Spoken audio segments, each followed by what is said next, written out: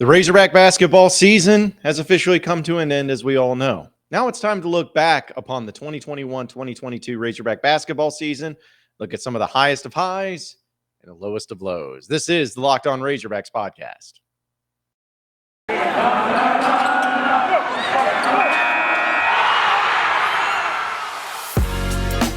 You are Locked On Razorbacks, your daily podcast on the Arkansas Razorbacks. Part of the Locked On Podcast Network, your team every day. And welcome into the Locked On Razorbacks podcast. I'm your host, John Nabors. I am also the host of Out of Bounds. You can catch every weekday afternoon from 1 to 4 on 103.7 The Buzz and 103.7thebuzz.com. Hope everybody's having a wonderful Wednesday. And I know that a lot of storms are moving through the Arkansas area. Northwest Arkansas actually got hit by a tornado, which honestly, for me, growing up in Northwest Arkansas, I didn't think that was something that would even ever happen. It seemed like always tornado systems would pass along or get dissipate, or however you want to say it, whenever they would hit the Ozark Mountains at that point in time. By the way, it's really bright in here, so I'm going to just close this window right here real quick. So I don't know, it just suddenly the sun came out, I guess, for a little bit. But anyway, so yeah, hope everybody's staying safe out there for the storms and everything here in the state of Arkansas. And again, thank you for everybody that watched the podcast and listened to it yesterday. That was a huge hit about Anthony Black, and really got a lot of people listening and tuning in and watching and all those things too. So thanks so much for that. But as I mentioned yesterday on the podcast, I wanted to kind of do something like this where we kind of look back upon the Razorback basketball season and just kind of recap it, close it out, turn the page, start the next chapter, however you want to look at it, of this past season, because I like to do that pretty much when it comes to football, when it comes to basketball, when it comes to baseball, because we'll do that for baseball whenever that comes to an end. Hopefully it doesn't come to an end for a very long time. So I wanted to kind of do that today on the podcast. And since we always do 3 segments on the podcast, I'm going to kind of break up the season into 3 different parts. And so I'm going to talk about games, I'm going to talk about moments, going to talk about players, expectations, all those things too, and kind of run through it. And so how we're going to do it is we'll start with the preseason and non-conference slate. And then for the first segment, then the second segment, we'll talk about more of the conference slate and, some of the games and moments there. And then in the last segment, we'll go through some of the postseason and some of those things that are going on there. So let's go ahead and start with preseason. Now, we know that before this season started in Razorback basketball, that it was one that had a lot of expectations connected to it. Some people had Arkansas preseason top 10, top 15 team because of what they did the previous year and making it to the Elite Eight, the great coach that Eric Musselman is in college basketball, and some of the additions that were made via the transfer portal by Eric Musselman had a lot of people start saying, okay, this isn't just a team or a coach or a program that's going to be all in on 1 year and then the next year they're going to take steps back. This is going to be a program that's going to be along for a long time. So when knowing all of that, Razorback fans, rightfully so, got extremely excited and pumped about the possibilities of what could come from this year, especially with some of the new additions that they knew were coming from really good places but didn't really know what to expect. You return Jalen Williams, you return Devo Davis, you return JD Notae. Those were kind of the key pieces. JD Notae, of course, being the 6th man of the year last year. You felt like he was going to be your breadwinner. You knew Jalen Williams and Devo Davis were really good freshmen that played a lot and had a lot of experience last year. You knew they were going to be pivotal. And then you had some other guys too, like KK Robinson. Was he going to be able to play after coming off of that injury? Was Connor Vanover even going to be a part of it? Like, you had that element. And then, of course, with guys like Stanley Amude, Adis Toney, Chris Likes, Trey Wade, guys that you added through the portal. You added experienced guys, depth guys that were really good at their previous schools. Kamani Johnson being another one. And now you felt like you were going to be able to piece a lot of the young and experienced players from last year in talent with the experienced older guys that were basically 22, 23-year-old men that were going to try to make it work in the SEC. So the expectations were high. The top 10 ranking was, at the time, I viewed it as almost like, yeah, this could absolutely happen, but there's just so much uncertainty because of all the new players and all that. don't really know how it's going to go. And especially looking at the non-conference schedule, there really didn't seem to be any intense matchups or any like big marquee games. You know that Muss has always done a really good job of scheduling teams that end up doing really well when it comes to their, in their later in the season when they end up winning their conference or making the tournament or whatever. That's what happened last year where Arkansas non-conference, they had like 3 teams make the tournament. Oral Roberts and North Texas, like teams that are really good, make the tournament, but people were kind of poo-pooing on it during the non-conference. Well, you thought maybe it would be kind of the same thing. And Arkansas honestly got off to a really good start as far as winning games, but there was still something there. There was still something that just didn't seem right. Like the first game against Mercer, you win 74-61. It's like, okay, it was a good game. You beat them by 13 points, but there's still some things that you didn't like necessarily. But it's going to take a little bit. It's going to take a little bit to get things used to and seeing where this team ends up going. Then you play Gardner-Webb and you beat them by 17. You're like, okay, that's good. Gardner-Webb, they apparently they could end up being a really good team. And then you play Northern Iowa. And when you play Northern Iowa, you beat them by 13. You beat them 93-80. But that was way too many points given up, especially since Northern Iowa hit 17 threes in this game. 17 threes. They went 17 of 37. And Arkansas was able to pull away late, but you saw that like, wow, that team, you can't stop them from 3. They just kept hitting threes after threes after threes. Ooh, so this team's taking a little bit, and they got this big tournament going up in Kansas City or in this invitational against a couple of Power 5 teams. So, okay, maybe they can get it shored up. Well, then they do go on the road to Kansas City, and they end up winning that invitational by beating Kansas State 72-64, which, Kansas State wasn't a great team. We know Bruce Weber's been a really good coach or has been a good coach, but you beat them, you feel a little better about it. And then you go against Cincinnati, the team that won their other game, and you start saying, okay, well, this is a Cincinnati team. This could be a tournament team. And it was a back and forth battle, but you ended up winning. And then after that, when you're able to beat teams that you actually were familiar with, and especially a team in Cincinnati that's been a really good program, that's had tournament appearances and all that, it started making you feel pretty good. Like, okay, now they're going to get it going. Now they're going to start cooking. And so then they come home to Penn, and they beat them 76-60. Feel good. Central Arkansas, they blow out by 37 points, 97-60. Feel good about it. And then they play Little Rock, which that game was a little too close for comfort. But again, Arkansas pulled away late. And you start thinking, well, maybe these teams are just really good that Arkansas is playing. They end up getting 93-78. They get the victory there, and then they play Charlotte 86-66 to beat those teams by 20. So they were winning these games at a pretty high clip. But the problem is that they were giving up way too many threes. They were giving up way too many points. They were having way too many issues with that. And so you kept thinking, okay, well, offensively, this team's really good. Defensively, they're not. And they got to get that shored up, but they're winning. They're winning. They're undefeated. That's all that matters. And you knew that you were going to be having another big test on the road. Well, I won't call them on the road, more of a neutral site, when you played Oklahoma over in Tulsa. Now, Oklahoma has Porter Mosier over there. He's a coach who's been around for a while, and it was his first year, and Oklahoma had a decent record, but they weren't great. So you felt like, okay, well, this will be a good test. Well, in that game, Arkansas got humbled, and they got humbled in a major way. They lost by 22 points.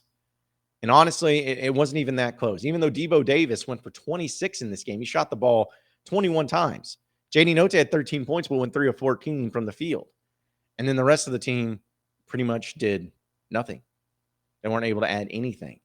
And Arkansas just had no answer for Oklahoma offensively, especially with their starters, where they scored 11, 16, 21, 12, and 14 respectively just from their starting 5. Also in that game, Eric Musselman was ejected after some frustrations boiled over. And it was like, okay, that sucked. That wasn't good. But, hey, you're not going to go undefeated. You're going to have those bad games. Shake off the cobwebs and get ready to finish strong of the non-conference slate. And that's what we all thought. And then Arkansas did the unthinkable at the time. When they dropped from the rankings, they were number 8, and they dropped to number 24. They lost to Hofstra in Little Rock. They played over at Simmons Bank Arena, and they lost to Hofstra. Hofstra at the time was 7-5. Now they did finish 21-11. But Arkansas gave up 89 points in that game. They lost 89-81. And Bebe, who was a player that was on Arkansas's team the previous year, really ate Arkansas alive, where he had 18 points and 14 rebounds. Estrada scored 22 points. Ray scored 22 points. Just shocking how that happened. And suddenly you start to wonder, okay, well, is Arkansas actually going to, like, what is this team? Did we think that this was like, I mean, what's going on here? Okay, well, maybe it's just that they can't win away from home just yet. Like, that was a bad loss. It was a bad loss at the time. But Razorback fans are sitting there scratching their heads like, how does this happen? Are they just going through a spell? Are they too focused on the SEC? Whatever it may be. Like, what's happening? Well, Arkansas had one final non-conference game before the SEC season got started, and they come home to Elon. Elon wasn't a great team, but Arkansas bounced back, and they won convincingly 81-55. And so they finished that non-conference slate in a pretty good spot. And you felt like, okay, you had that pretty bad performance against Oklahoma and that really bad performance against Hofstra. But hey, you got a really good draw when it comes to the early conference slate where you play a lot of the easier SEC teams. So this will be able to get off to a really good start, right? Well, let's talk about that here in just a second. Folks, I know that March Madness is still going on, and probably most of you are, done with it since Arkansas lost, and maybe you're done with it because your brackets got busted, whatever it may be. But that's okay. StatHero's here to help. It's the NCAA single game pick'em that pits the star players against each other, an amazing hybrid between fantasy and sports gambling. Start focusing on the players that you know best with a gameplay that doesn't rely on big spreads, long odds, or funky props. In addition to pick'em games, you also have dozens of lineups so you can comb through and take on head-to-head. They simply post sets of players for you to take on with the sets of players you choose, and StatHero is the easiest and fastest way to get your sports action fix. This is what daily fantasy was meant to be. So sign up right now for free at stathero.com/lockedon and use promo code lockedon for a 100% deposit match. That's stathero.com/lockedon. Use promo code lockedon for a 100% match at stathero.com/lockedon using promo code lockedon. We're also brought to you by Built Bar, which I'm telling you, Built Bar really came in handy for me when I was out and traveling and all those things too, because I had a lot of shows and podcasts and things I still had to do while going to press conferences and all these things. And it was just really difficult for me to find out a way to get it all going and to still keep my energy up when I was always on the move. And I took a bunch of Built Bars with me, and they got me through it. And in the morning, whether it was an afternoon snack, whatever it was, it really helped me out. And there's just so many different flavors to choose from, and they're healthy and they taste great. I mean, they're the best. They're absolutely the best when it comes to protein bars. And because you listen to this podcast, if you go to built.com right now and use locked15 as the promo code, you'll get 15% off your next order. Doesn't matter how many you order, doesn't matter how many you end up getting, buy the whole store. Just go to built.com, use promo code locked15 for 15% off your next order at built.com.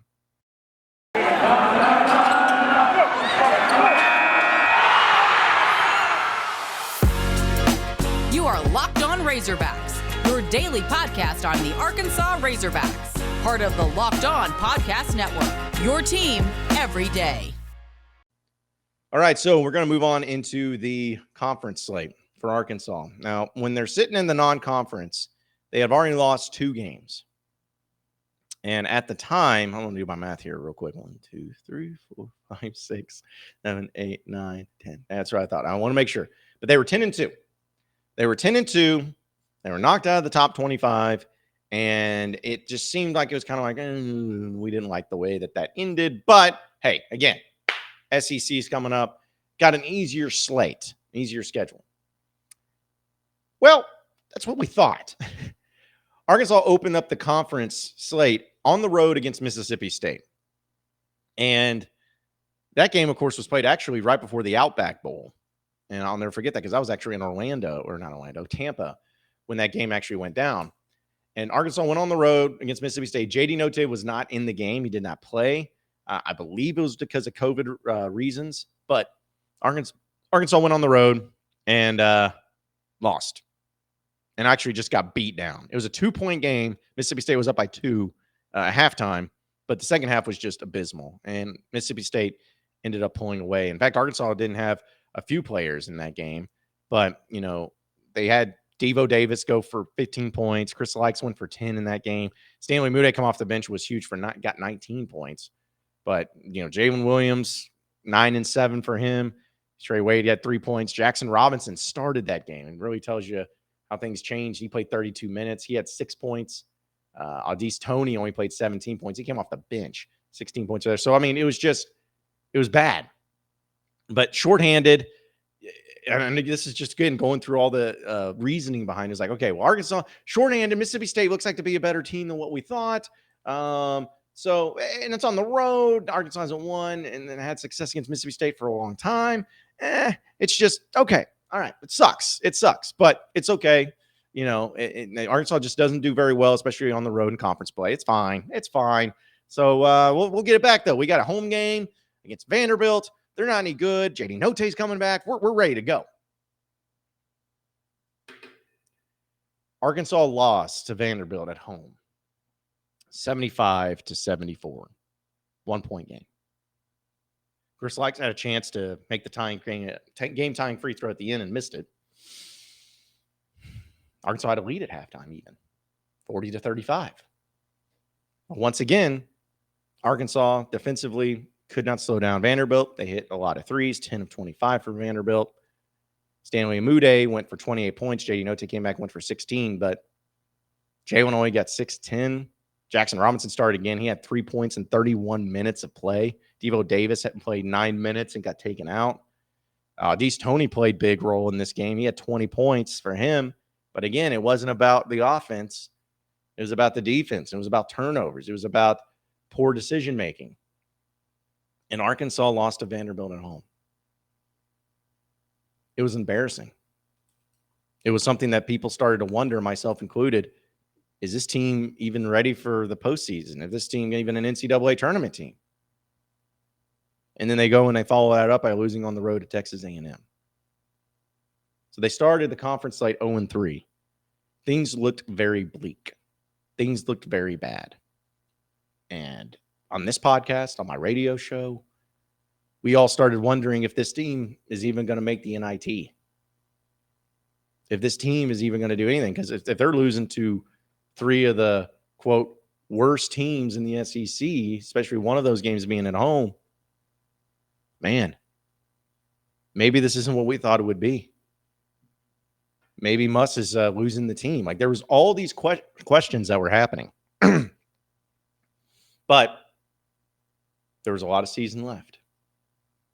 Arkansas got the return trip home to Missouri, which is one of the worst teams in the SEC, and they blew the doors off Missouri. 87-43, just a disgusting display. Arkansas could not miss. They were playing great. They did a lot better defensively. And people were like, good. But Missouri sucks. And it was a home game, and we just couldn't miss. We're not still feeling great about it. Like, okay, great. You beat Missouri. You weren't going to go 0-16 or 0-18 in conference play, so you beat Missouri. Well, then Arkansas, without Muss, because he had shoulder surgery, they go on the road to play number 12 LSU, which at the time LSU was flying high. They had just beaten Kentucky. They beat Tennessee. They had some really big wins. They were number 12 in the country. Didn't look good for Arkansas. Then they go on the road and win, 65-58. And that was back-to-back games where Arkansas's defense really brought, especially LSU. I think they were up 9 with like 10 minutes to go in the game. And Arkansas shut them down, outscored them by 16, I think, the rest of the way, and ended up winning. Everyone's like, okay. Good win. Build upon that. That defense was really good. Let's build upon that. South Carolina at home. You win 75-59. Okay. You get the rematch against Texas A&M. Okay, you win that one. Game goes to overtime and you still win. You only gave up 59 to South Carolina. You gave up 73 to A&M, but that was an overtime. Then you play on the road at Ole Miss and you beat them 64-55. Okay. Now it's this SEC Big 12 Challenge. West Virginia at home, 77-68. Defense does a great job. Oh my gosh, what is happening here? On the road against Georgia, 99-73. Holy crap. What a great performance. Mississippi State, you get a rematch against them at home. 63-55. Oh my God, this is a winning streak. But you still haven't beaten a tournament team besides LSU. Okay, this was great, but this is the way you were supposed to do this. You were supposed to win these games. And then you welcome the number one team in the country, Auburn. Team that hadn't lost in SEC play, and everyone was saying it could be the best team in the country. Obviously, they were because they were number one. And you welcome them to Fayetteville. And it was one of the most epic games of all time. Overtime game. Arkansas made big play after big play. The Razorbacks win 80-76. There's a court storming. Musk takes his shirt off. It's a celebration. People are going nuts. One of the greatest feelings and atmospheres you'll ever see. Felt great. And so now people started to believe truly that now that this team had literally won at this time, 1, 2, 3, 4, 9 games in a row, it felt like, okay, this is back. They're back. They got it going on. Then they go on the road to Alabama that Saturday. They lose by 1 point, 68-67. But as much as that sucked, and Alabama was a pretty good team, their tournament team, much as that sucked, Arkansas shot like 27%. So they just didn't shoot well. So just like, okay, well, sucks. And, maybe got humbled a little bit, but it wasn't because of your poor play. It's just because of your poor shooting. Like, you did great at every other aspect. You just didn't put the ball in the hole. Sucks, but sometimes it happens. And then you have Missouri at home, or on the road against Missouri. Blow them out. 76-57. Back on track. Tennessee, another great team. Tough team. At home. Beat them by 10. 58-48. On the road against Florida. Haven't won there since 1995. Boom. You win that game too. Kentucky, you welcome them to Bud Walton Arena. What do? You beat them too. You beat John Calipari for 2 years in a row. Boom. Big time. You're back on track. You beat LSU by 1 point. One of the crazy endings to the game at home as well. You're flying high. You're a top 25 team once again. People are starting to believe that, hey, this team's legit. This team's got it all going on. No. You go on the road to Tennessee, which at the time of this podcast, I'm like, none of us thought that Arkansas was going to win this game because Tennessee was so good. It was on the road. And Arkansas was getting blown out early. They were down by 23 points. It was like, okay, let's just chalk it up and move on. They came back and they were within 3 points at the end of the game and had a 3-point shot that could have tied it. So you knew that the fight was still with this team. They didn't win, sucked, but it was what it is. But you had finished the regular season in great fashion, honestly. You had gotten it done in the way that you felt like you should have gotten it done, where I'm trying to make sure I get my math right here. You won 24 games in the regular season. 24-7 was your regular season record. Big time. And then you still had postseason left to go. SEC tournament and NCAA tournament. We'll talk about that here in just a segment. With the ever-increasing number of makes and models, it's now impossible for you to find your local chain auto parts store to stock all the car parts you'll ever need. That's what rockauto.com does for you. Save time and money when using them. And it's a family-owned business serving do-it-yourselfers for over 20 years. And they also have reliably low prices for all the customers and everything you need. Brake parts, tail lamps, motor oil, even new carpet. So go and explore their easy-to-use website today and to find the solution for all your auto part needs. And go to rockauto.com right now and see all the parts available for your car or truck. Just be sure to write in the box there about their comment box saying, write Locked On as the reason that we sent you there. So that way that they know. So I think that'd be pretty nice of you to do. You can even write Locked On Razorbacks if you want to get specific with it. But rockauto.com, just go write Locked On in the How Did You Hear About Us box so that they know that we sent you. Amazing selection, reliably low prices, all the car parts you'll ever need at rockauto.com.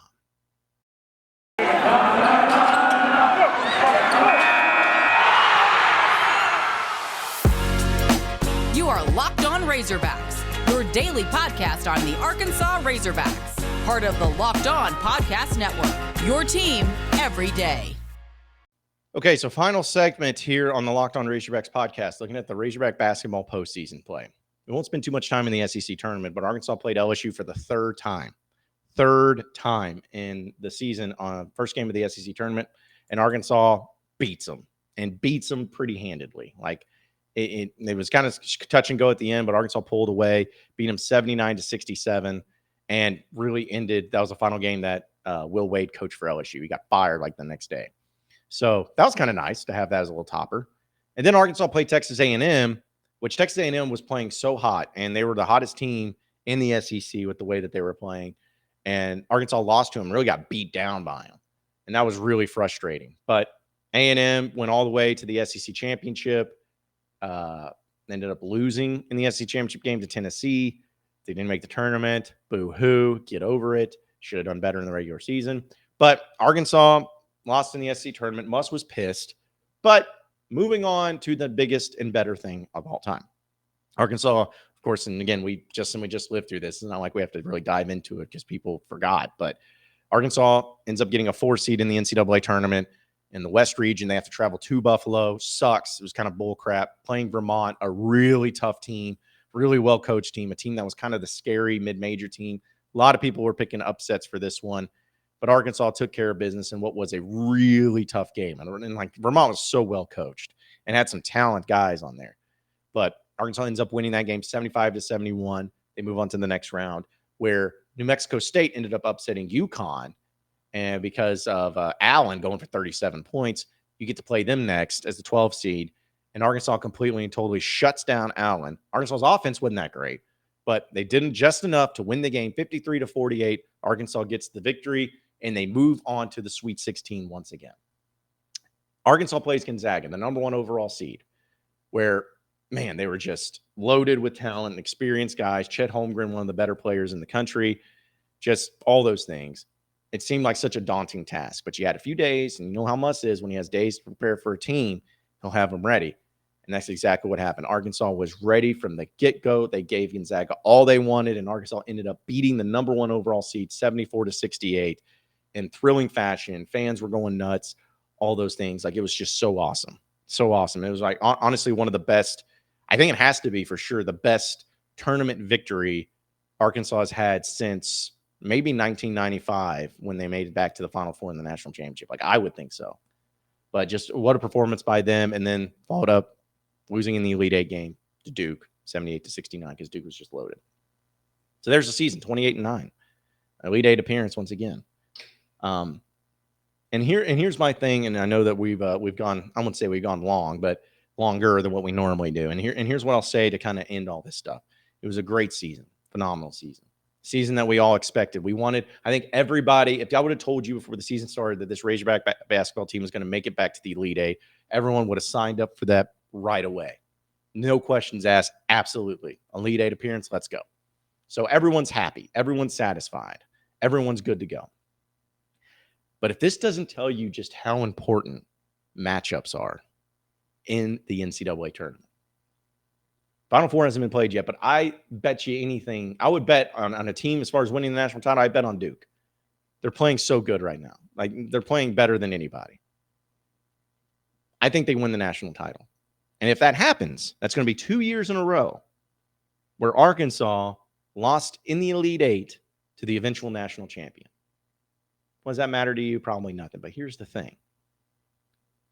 Just goes to show you that if Arkansas was playing some other team, if Arkansas got to play St. Peter's, or if Arkansas got to play Houston, or if Arkansas got to play Miami, they'd be in the Final Four right now.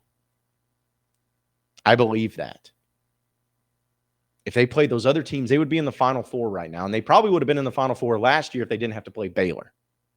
They could have beaten any of those other teams. They would have been. So you're talking about back-to-back years where you could have been in the Final Four instead of just the Elite Eight. But because of the team that you played in the Elite Eight, that last year was the national champion in Duke or in Baylor, this year more than likely will be the national champion in Duke. Because of those reasons, you're this close to being a Final Four team. And that just goes to show you how important matchups are, but it also goes to show you how tough it is to win in the NCAA tournament. And you have a coach that is 6-2 in the NCAA tournament in his 2 seasons here in postseason play. Because we know the first year he was here, they didn't get a postseason. 6-2 in 2 years of the NCAA tournament. You want to know how many tournament games Arkansas won, like, since 1995? I think they only, let's see, for 96, I think they only actually ended up winning 6 games since that point. You're talking about like a 25-year stretch where there was only 6 wins total. And here in 2 seasons, you got a coach that has won 6 games, 2 years. It's exciting to think about where this team is going. And it's exciting to think about what this team can do next year and for the future, as long as Eric Musselman's the coach. But what a great year. What a great run. Thank you, Razorback fans. Thank you, Eric Musselman. Thank you, Razorback Basketball. Thank all of you for being able to make this season such a memorable and fun season for me and for so many, because, football was great. It was an awesome season for football. Basketball, man, you really followed up and you really did your part. I can't wait to see where the rest of it goes. I can't wait to see the rest of it and how it all turns out. But great season, Razorbacks. Let's do it again next year, and let's maybe go to Houston. Yeah, let's go to Houston. Appreciate everybody listening into the Locked On Razorbacks podcast today. Be sure to like and subscribe to the podcast on iTunes or on Google Play, and also subscribe on Twitter. Hit that like button, and also hit the little bell at the top for notifications whenever the video is posted up. And we'll have some fun on YouTube just like we always do. If you have any questions, comments, concerns, you can get after me on Twitter at BuzzJohnNabors, and we'll keep it going from there. Same podcast time, same podcast channel tomorrow afternoon. Have a great day, everybody. We'll see you then.